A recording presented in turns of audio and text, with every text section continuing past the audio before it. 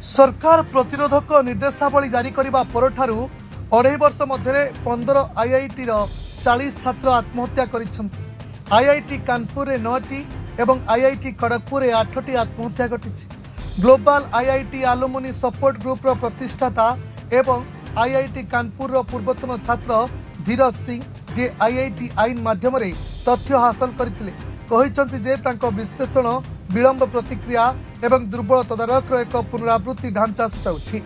से कहते जे मृत्यु गुड़िक नियमित भाव में व्यक्तिगत किंबा शैक्षिक चाप पाई दायी।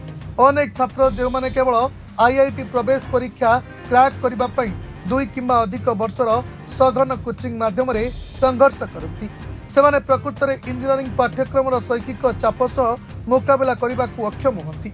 ए प्रमुख प्रतिष्ठान प्राय 70 जन छात्र गत 5 वर्ष मध्य 2021 रु 2025 रे आत्महत्या करिसंती। वर्ष आईआईटी कानपुर आउ गोटे आत्महत्या रेकर्ड करा जायछि। 2021 मसीह 9 जन आत्महत्या रिपोर्ट करा जायतिला। परवर्ती 3 वर्ष रे प्रत्येक रे 14 जन एवं 2025 मसीह 16 जन आत्महत्या करिसंती। केंद्र शिक्षा मंत्रालय निर्देशावली जारी करबा परठारु समग्र आईआईटी गुड़िकरे अति कम 40 जन आत्महत्या करिसंती। यह दायित्वर मौलिक प्रश्न उठाई थाए। जदि एक जातीय ढांचा बलवत्तर थिला तेबे अनुपान तदारख करबा फलाफल मूल्यांकन करबा एवं चेतावनी संकेत स्पष्ट भाव में उभा होइतबा समय हस्तक्षेप करबा पई किए दायी थिला।